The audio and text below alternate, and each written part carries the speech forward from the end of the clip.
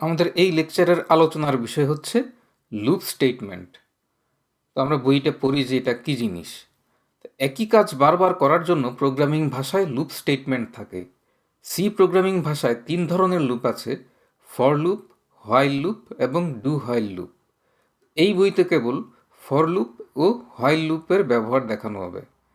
তো আমরা জানলাম যে লুপ দিয়ে কী করে একই কাজ বারবার করার জন্য।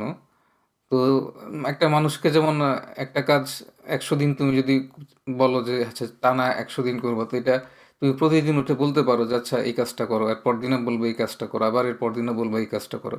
অথবা তুমি বলে দিতে পারো যে আজকে থেকে এত তারিখ থেকে এত তারিখ পর্যন্ত প্রতিদিন এই কাজটা করো। কম্পিউটারে যদি আমরা চাই যে একটি স্টেটমেন্ট বারবার এক্সিকিউট হবে, তাহলে এটা বারবার না লিখে আমরা লুপ ব্যবহার করতে পারি এবং বলে দিতে পারি এটা কতবার এক্সিকিউট হবে, অথবা কোন শর্ত না পাওয়া পর্যন্ত বা কোনো শর্ত পূরণ না করা পর্যন্ত সেটা চলতে থাকবে। ঠিক আছে? তো এটার জন্যই লুপ ব্যবহার করা হয়। তো এখন আমরা হোয়াইল লুপের সিনট্যাক্সটা দেখি, মানে হোয়াইল লুপটা আমরা কিভাবে লিখব সি এর ভাষায়। যে হোয়াইল লুপের সিনট্যাক্স হচ্ছে হোয়াইল থাকবে, তারপর প্রথম ব্র্যাকেটের ভেতরে অর্থাৎ প্যারেনথেসিসের ভেতরে এখানে কন্ডিশন লিখতে হবে। এই কন্ডিশন লেখার পর আমরা দেখতে পাচ্ছি যে কার্লি ব্রেসেস দিয়ে শুরু এবং কার্লি ব্রেস দিয়ে শেষ, আর ভেতরে এক বা একাধিক স্টেটমেন্ট থাকবে। যখন কেবল একটা স্টেটমেন্ট থাকে তখন এই কার্লি ব্রেস না দিলেও চলে, কিন্তু কার্লি ব্রেস একাধিক স্টেটমেন্টের সময় দেওয়া লাগে এবং এজন্য এটা একটা ভালো অভ্যাস কার্লি ব্রেসটা দেওয়া।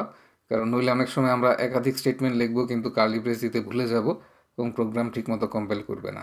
তো এখানে এই যে কন্ডিশন, এটা সত্য হলে হোয়াইলের ব্লকের ভেতরের কাজ হবে। ঠিক আছে? এই কন্ডিশনটা কি হতে পারে? এটা একটা লজিক্যাল এক্সপ্রেশন, সেটা ট্রু হতে পারে আবার ফলসও হতে পারে।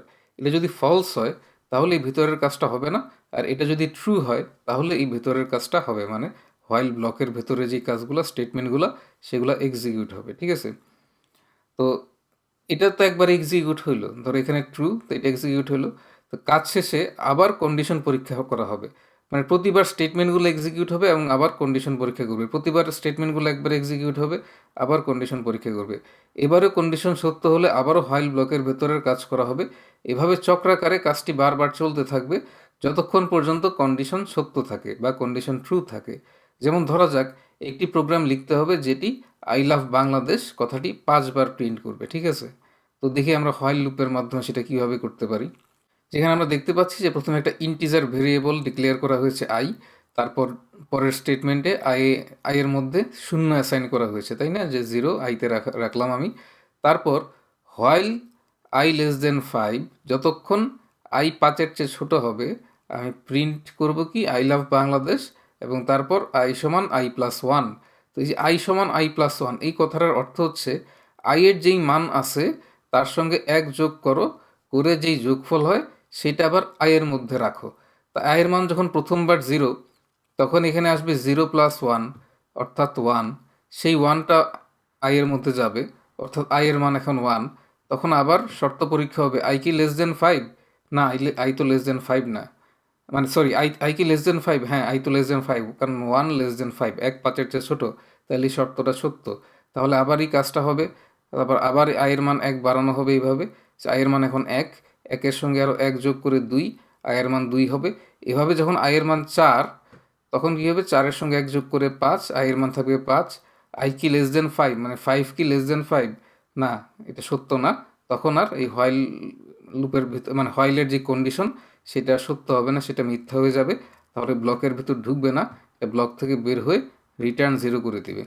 আর বইতে এখানে যেই কার্লি ব্রেসটা এখানে শেষ হয়েছে, এটা আসলে এখানে শেষ হওয়ার কথা না, এটাই যে হোয়াইলের নিচে সুন্দর মতো এই জায়গাটায় হওয়ার কথা আর কি। তো এই হচ্ছে আমাদের একটা সিম্পল প্রোগ্রাম, যেখানে আমরা একটা ভেরিয়েবল দিয়ে কন্ট্রোল করলাম যে একটা জিনিস কয়বার চলবে, এবং এটাকে আমি 0 থেকে স্টার্ট করলাম এবং 5-এর আগ পর্যন্ত, কারণ 0 1 2 3 4 এই 5টা জিনিস। তো এটাকে যদি আমি চাইতাম যে এটা 100 বার প্রিন্ট করবে, তাহলে আই লেস দেন 100 এটা লিখে দিতাম, তাই না? তো এখানে বইতে লেখা আছে, এই ব্যাখ্যাটি সম্ভবত করা হয়েছে, আমরা একটু দেখি। আই সমান 0 স্টেটমেন্টে আইতে 0 রাখা হয়েছে। তারপর হোয়াইল এর ভেতরের শর্ত পরীক্ষা করা হবে। আই লেস দেন 5 শর্তটি সত্য, কারণ আই এর মান এখন 0। তারপর প্রিন্ট অফ স্টেটমেন্টের কাজ হবে। তারপর আই সমান আই প্লাস 1 স্টেটমেন্টটি এক্সিকিউট হবে। এই স্টেটমেন্টে আই এর মানের সঙ্গে 1 যোগ করে সেটি আবার আইতে রাখা হয়েছে বা অ্যাসাইন করা হয়েছে। আই এর মান এখন 1। তারপর আবার i<5 শর্তটি পরীক্ষা করা হবে এবং এবারও শর্তটি সত্য, আই এর মান এখন 1, তাই প্রিন্টএফ ফাংশনটি এক্সিকিউট হবে। তারপর আবার আই এর মান 1 বাড়বে, এভাবে চলতে থাকবে এবং যখন আই এর মান বেড়ে 5 হবে তখন i<5 শর্তটি মিথ্যা হয়ে যাবে এবং প্রোগ্রামটি হোয়াইল লুপের বাইরে চলে আসবে। আই এর 5টি মান অর্থাৎ 0, 1, 2, 3, 4 এর জন্য প্রিন্টএফ ফাংশনটি 5 বার এক্সিকিউট হবে এবং 5 বার আই লাভ বাংলাদেশ কথাটি প্রিন্ট হবে। তো এখানে যে প্রিন্টএফ ফাংশনটা 5 বার এক্সিকিউট হচ্ছে, আরেকটা জিনিস কিন্তু 5 বার এক্সিকিউট হচ্ছে, সেটা কি তোমরা বলতে পারবা? সেটা হচ্ছে যে প্রিন্টএফ স্টেটমেন্টের পরে যে i=i+1 এটাও কিন্তু 5 বার এক্সিকিউট হবে। এখানে যদি আরেকটা স্টেটমেন্ট থাকতো সেটাও, অর্থাৎ এখানে হোয়াইল ব্লকের ভেতরে আমি যদি 5টা স্টেটমেন্ট দিই, প্রতিটা স্টেটমেন্টই 1, 2, 3, 4, 5 এক্সিকিউট হবে, তারপর আবার এগুলো এক্সিকিউট হবে। এখানে যতগুলো স্টেটমেন্ট থাকবে সবগুলোই একে একে এক্সিকিউট হবে বা কম্পিউটার সেই স্টেটমেন্টগুলো রান করবে এবং তারপর আবার শর্ত পরীক্ষা করা হবে। তো আশা করছি তোমরা হোয়াইল লুপ কীভাবে কাজ করে সেটা বুঝতে পেরেছো। এবং কথাটি যদি এখন আই লাভ বাংলাদেশ কথাটি যদি 100 বার প্রিন্ট করতে চাইলে কি করতে হবে, এই প্রশ্নটা তোমরা উত্তর দিবে এবং যাদের কম্পিউটার আছে তারা প্রোগ্রামটা নিজে লিখবে অবশ্যই। এখন আমরা পরের উদাহরণটা দেখি। এখন আরেকটি প্রোগ্রাম লেখা হবে যার কাজ হবে 1 থেকে 100 পর্যন্ত সব সংখ্যা প্রিন্ট করা। তাহলে এটা কিন্তু আগের প্রোগ্রামের মতোই। আমরা কি করব, n এর মান 1 থেকে শুরু করব এবং 100 পর্যন্ত যেহেতু প্রিন্ট করব, মানে 100 সহ, অর্থাৎ n<= 100 হলে তখন আমি প্রিন্টএফ করব কি এনটাকে আমি প্রিন্টএফ করে দিচ্ছি যে %d এর মধ্যে, কারণ n হচ্ছে একটা ইন্টিজার। তারপর n এর মান 1 বাড়াচ্ছি। তো n এর মান শুরু হয়েছে কোত্থেকে? 1 থেকে, তারপর 1, 2, 3, 4 এভাবে এক এক করে বাড়তে থাকবে। প্রিন্টএফ ফাংশনটা এক্সিকিউট হয়ে n এর মান প্রিন্ট হতে থাকবে এবং এই কাজগুলো করার পর প্রতিবার n<=100 কিনা চেক করতে হবে বা চেক করার কাজটা হবে এবং এটা যতক্ষণ সত্য হবে, অর্থাৎ যতক্ষণ n এর মান 100 চেয়ে ছোটো বা সমান হবে ততক্ষণ কাজগুলো হতে থাকবে। এভাবে n এর মান 1 বেড়ে বেড়ে যখন n এর মান 101 হয়ে যাবে তখন এই কন্ডিশনটা ফলস হয়ে যাবে এবং এই কন্ডিশনটা যদি ফলস হয় তখন এই প্রোগ্রামটা হোয়াইল ব্লকের বাইরে চলে আসবে। বাইরে আসলে সে দেখবে এখানে লেখা আছে রিটার্ন 0, তখন সে রিটার্ন করে চলে যাবে, ঠিক আছে, বা প্রোগ্রাম বন্ধ হবে। এখন আমরা যদি ফ্লো চার্ট আঁকি এটার, এই ফ্লো চার্টটা কেমন হবে তা আমরা দেখি ফ্লো চার্টটা কেমন হয়। 1 থেকে 100 পর্যন্ত প্রতিটি সংখ্যা প্রিন্ট করার ফ্লো চার্ট 5.11 চিত্রে দেখানো হলো। তো এই ফ্লো চার্টটা আমরা এখানে শুরু করলাম। শুরু করার পর n=1, অর্থাৎ এটা কিন্তু n=1 মানে আমি বারবার বলতেছি, আগের লেকচারগুলোতেও বলেছি যে n এর ভিতর 1 রাখো, মানে এটা একটা অ্যাসাইনমেন্ট অপারেশন। এটা কিন্তু আমাদের যে গণিতে n=1 বাম পক্ষ আর ডান পক্ষ সমান সেইটা না, কিন্তু বারবার আমি বলতেছি, মনে রাখবা। এটা হচ্ছে অ্যাসাইনমেন্ট অপারেশন, মানে অ্যাসাইন, n এর মধ্যে 1 অ্যাসাইন করা, বা বাংলা ভাষায় বললে n এর মধ্যে 1 রাখো। তাহলে n এর মধ্যে আমি 1 রাখলাম, তো n এর মধ্যে 1 আছে। তারপর i<=100, বইতে এখানেও ভুল আছে, এটা i হবে না, এখানে n হবে, ঠিক আছে, কারণ আমরা এখানে কোনো i ব্যবহার করি নাই, তাইলে বইয়ের এইটা ভুল, i না, এটা হবে n। তো n<=100 মানে এটা কি কন্ডিশন, এই যে একটা ডায়মন্ড বক্সের মধ্যে আছে, এটা হচ্ছে কন্ডিশন। এই কন্ডিশনের আউটপুট দুই রকম হতে পারে, হ্যাঁ হতে পারে, না হতে পারে। যদি না হয়, অর্থাৎ i 100-র চেয়ে বড়, সরি i তো না, এখানে n 100-র চেয়ে বড়, তখন এটা না হয়ে শেষ হয়ে যাবে। যদি বলি যে না, আর এটা সত্য না, অর্থাৎ 100-র চেয়ে বড়, তখন শেষ। আর যদি এটা সত্য হয় তাহলে হ্যাঁ, তাহলে n এর মান প্রিন্ট, এটা একটা ইনপুট বা এটা হচ্ছে আউটপুট স্টেটমেন্ট, এজন্য একটু সামান্তরিকের মতো ছবি দেওয়া আছে। এটা হচ্ছে n এর মান প্রিন্ট করা, তারপর nকে আমি 1 বাড়াবো এবং বাড়ানোর পর আমি আবার চলে যাব, দেখো এই তীর চিহ্নটা দিয়ে i<=100 এই শর্ত পরীক্ষায়। তো এই যে এটা বারবার হতে থাকবে, n এর মান 1 বাড়তে থাকবে, আর এটা কিন্তু আবারও বলতেছি এটা হচ্ছে n<=100। আর যখন এটা না হবে তখনই এটা শেষ, এই জায়গায় চলে আসলো, অর্থাৎ আমাদের কাজ শেষ। তো আশা করছি তোমরা ফ্লোচার্টটা বুঝতে পেরেছো। এখন দেখো, এখন আমরা আরেকটা উদাহরণ দেখি। এখন 1 থেকে 100 পর্যন্ত সব জোড় সংখ্যা প্রিন্ট করার প্রোগ্রাম লেখা হবে। এটি আগের প্রোগ্রামের মতোই হবে, তবে প্রতিটি সংখ্যা প্রিন্ট করার আগে সেটি জোড় কিনা তা পরীক্ষা করা হবে। উল্লেখ্য যে কোনো সংখ্যাকে 2 দিয়ে ভাগ করলে ভাগশেষ যদি 0 হয় তাহলে সেটি জোড় সংখ্যা। তাহলে তো খুবই ভালো। আমরা জানি যে কিভাবে জোড় সংখ্যা বের করতে হয়। তাহলে আমি প্রথমে একটা ভেরিয়েবল ডিক্লেয়ার করলাম ইন্টিজার n, এর মধ্যে এক রাখলাম। তারপর while n less than or equal to 100, if n mod 2 equal 0, অর্থাৎ 2 দিয়ে ভাগ করলে ভাগশেষ 0 হয়, তখন আমি কি করব? তখন সেটা প্রিন্ট করব। আর যদি এটা না হয় তাহলে প্রিন্টের কাজটা হবে না। আর তারপর কি হবে? এইটা কিন্তু দেখো ইফ ব্লকের বাইরে। n হচ্ছে কি? n সমান n প্লাস 1, অর্থাৎ n এর মান আমি 1 বাড়াচ্ছি।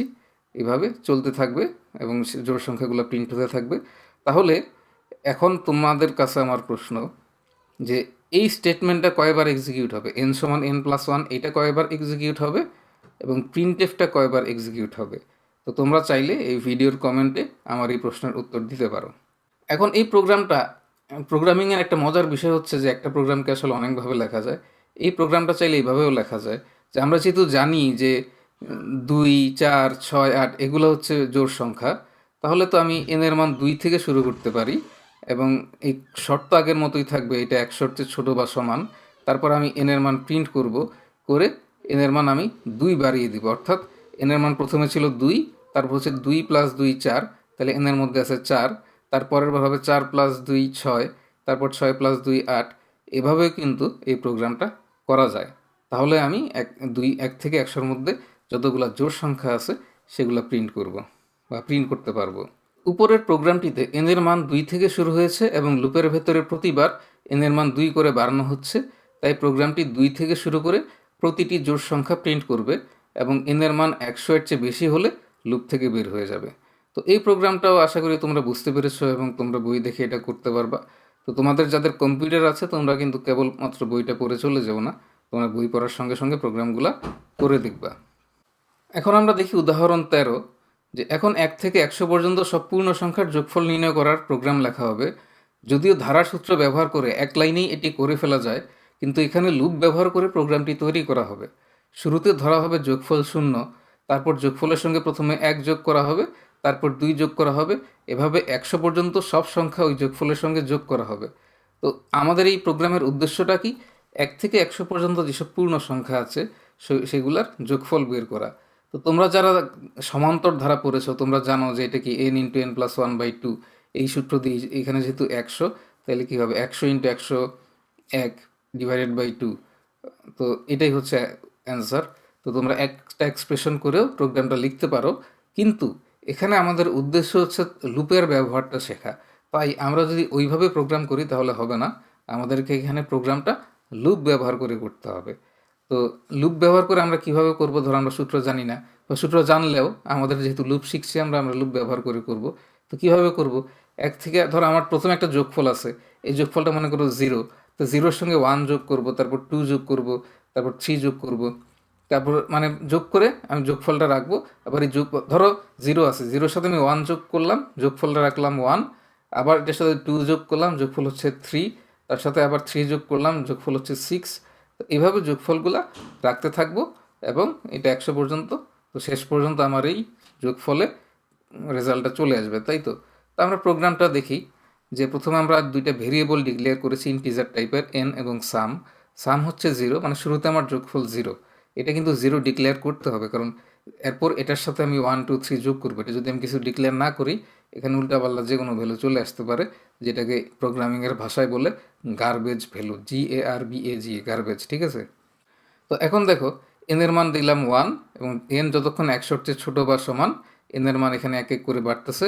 এবং তার আগে আমি কি করতেছি, এই যে সামের সাথে এই সাম প্লাস n, মানে n এর যেই বর্তমান ভ্যালু এটাকে যোগফলের সাথে যোগ করে আবার যোগফলের মধ্যে রেখে দিচ্ছি। অর্থাৎ সাম যেমন প্রথমে 0 ছিল, তখন এটা হচ্ছে 0 প্লাস 1, এই 0 প্লাস 1-এর মান হচ্ছে 1, তো সামের মধ্যে 1 চলে আসবে। তারপর n এর মান যখন 2, তখন 1 প্লাস 2, সামের মধ্যে 3 চলে আসবে।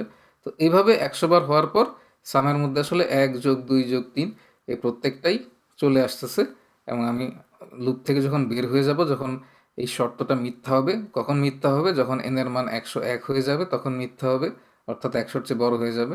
তখন আমি লুপের বাইরে গিয়ে এখানে রেজাল্টটা প্রিন্ট করব এবং তারপর এখানে রিটার্ন 0 করে প্রোগ্রামটা শেষ হয়ে যাচ্ছে, ঠিক আছে? এখন তোমাদের যেটা করতে হবে যে লুপ ব্যবহার করে 1 থেকে 500 পর্যন্ত সব বেজোড় সংখ্যার যোগফল নির্ণয় করার ফ্লোচার্ট তৈরি করতে হবে এবং প্রোগ্রাম লিখতে হবে, ঠিক আছে? তো তোমরা কিন্তু একটু আগেই দেখেছো যে জোড় সংখ্যা নির্ণয় করার প্রোগ্রামটা কীরকম। তাহলে জোড় সংখ্যা নির্ণয় করার প্রোগ্রামে তোমার কী ছিল শর্ত? শর্ত ছিল কি n mod 2 সমান 0। আর বিজোড় সংখ্যা নির্ণয়ের প্রোগ্রামের শর্ত হবে কি n mod 2 সমান 1। এইটাও এইভাবেও লিখতে পারো। আবার এই প্রোগ্রামে যেমন 2 থেকে শুরু করেছে, 2 থেকে শুরু না করে তুমি যে 1 থেকে শুরু করো এবং 1-এর সাথে 2 যোগ করো 3, 3-এর সাথে 2 যোগ করো 5, সেভাবেও কিন্তু তুমি লিখতে পারো। যে কোনো একভাবে করলেই হবে এবং তারপর তুমি ফ্লোচার্টটা এঁকে ফেলবা। তো ফ্লোচার্ট আঁকার জন্য তুমি আবার এই ফ্লোচার্টের সাহায্য নিতে পারো যে একটা লুপের ফ্লোচার্ট কীরকম হয়। সেই যে একটা জিনিস আবার ঘুরে আসছে এখানে, তাই না? এই যে এই অ্যারোটা, তো এইরকম একটা অ্যারো হবে তোমার কন্ডিশনে, সে ঘুরে ঘুরে আসবে। এতক্ষণ আমরা যে প্রোগ্রামগুলো বইয়ে দেখলাম সেগুলো আমরা একটু করে দেখি, মানে প্রোগ্রামিং করে দেখি। এটা তোমাদের আনন্দের জন্য আমি করছি। তো আশা করি তোমাদের যাদের কম্পিউটার কিংবা মোবাইলে প্রোগ্রামিং করার ব্যবস্থা আছে তারা নিজেরাও এগুলো করবে। তো প্রথমে ওই যে আই লাভ বাংলাদেশ, তাই না? তো আমি দিলাম ইন্ট আই। আমি চাইলে এখানেও দিয়ে দিতে পারি যে আই সমান 0, অথবা এখানে শুধু আইও লিখতে পারি, আই সমান 0 while I less than 5 printf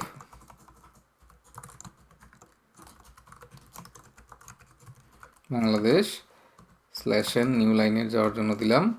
তারপর i এর মান কি করলাম সমান i প্লাস 1। তাহলে তো এখন এই প্রোগ্রামটা যদি আমি চালাই gcc hello.c,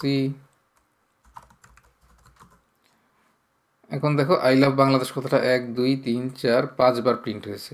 এখন আমি যদি চাই যে এটা কততম সেটা যদি আমি প্রিন্ট করতে চাই তাহলে আমি দিতে পারি %d এরকম দিয়ে, এবং এখানে আমি কি করব আই এর মানটা দিয়ে দিব। এবং তারপর আমি যদি প্রোগ্রামটা আবার কম্পাইল করি এবং রান করি তাহলে দেখো 0 I love Bangladesh, 1 I love Bangladesh, 2 I love Bangladesh, 3 4, এখানে মোট 5 বার এটা প্রিন্ট হয়েছে এবং আই এর মানগুলো আমি এখানে প্রিন্ট করলাম, ঠিক আছে? তারপর ধরো জোর বেজোরের প্রোগ্রাম, যে 1 থেকে 10 পর্যন্ত জোড় সংখ্যাগুলো আমি প্রিন্ট করব। তো এটা আমি কী করতে পারি, ইফ I mod 2 সমান 0 printf %d/n। এখন এটা হচ্ছে i। এখন যদি আমি প্রোগ্রামটা কম্পাইল ও রান করি,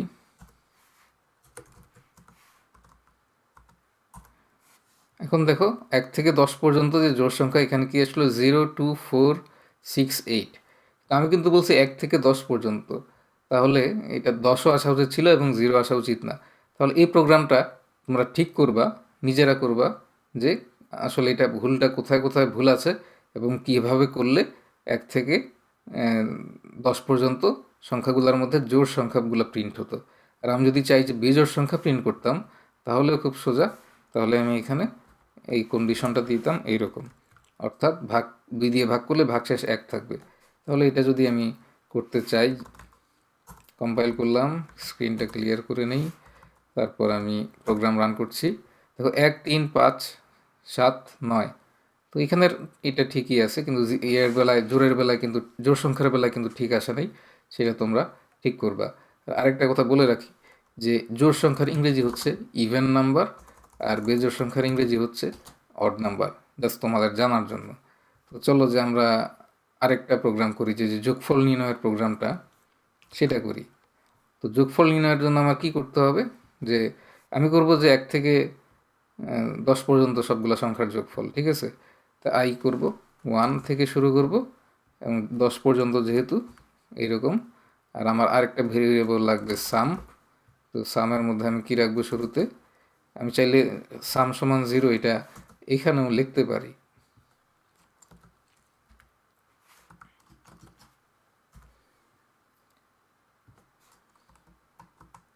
এবং এখানে কি করব, সাম সমান সাম প্লাস আই। তো সাম এবং আই যোগ করে আবার সামের মধ্যে রেখে দিলাম। তারপর printf রেজাল্ট সমান %d/n সাম। এটা হচ্ছে আমার 1 থেকে 10 পর্যন্ত সংখ্যাগুলা যোগ করার প্রোগ্রাম। তো এটা এখন আমি কম্পাইল এবং রান করব।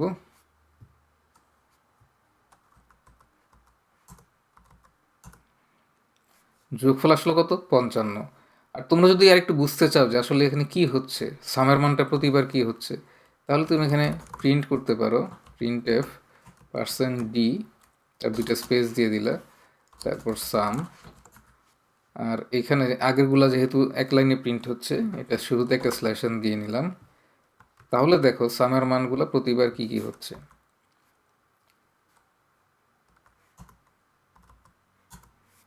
দেখো প্রথমে হচ্ছে 1, তারপর 1-এর সাথে 2 যোগ করে 3, 3-এর সাথে 3 যোগ করে 6, 6-এর সাথে 4 যোগ করে 10। এখন কত যোগ করলাম সেটাও কিন্তু আমি বের করতে পারি, মানে আয়ের মানটাও লিখতে পারি এখানে ব্রেকেটে।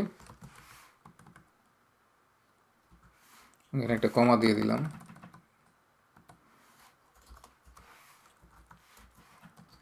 তাই না? তো এইভাবে তো, কারণ প্রথম প্রথম কিন্তু প্রোগ্রামার মানে প্রোগ্রাম বুঝতে সমস্যা হওয়াটাই স্বাভাবিক। সমস্যা না হওয়া মানেই তুমি মারাত্মক একটা কিছু, মানে সাধারণ মানুষ হলে সমস্যা হওয়াই স্বাভাবিক। তো জন্য আমরা এই যে বিভিন্নভাবে এক্সপেরিমেন্ট করে দেখবো যাতে আমরা আরেকটু ভালোভাবে বুঝতে পারি। এই যে এখানে আয়ের মানগুলো কি 1, 2, 3, 4, 5, 6, 7, 8, 9, 10। যেমন ধরো এই ক্ষেত্রে 15-এর সাথে 5, 15 হচ্ছে কীভাবে, এই যে 10-এর সাথে 5 যোগ করে 15 হয়েছে, তাই তো? আবার 15-এর সাথে 6 যোগ করে 21 হয়েছে। আবার 21-এর সাথে 7 যোগ করে 28 হয়েছে। আবার 45-এর সাথে 10 যোগ করে 55 হয়েছে। তো এই হইল বিষয়। তো আশা করছি তোমরা এই প্রোগ্রামটা বুঝতে পেরেছো। তো এবং আমরা হোয়াইল লুপের ব্যবহারও দেখলাম। তো পরের লেকচারে আমরা দেখব ফর লুপের ব্যবহার।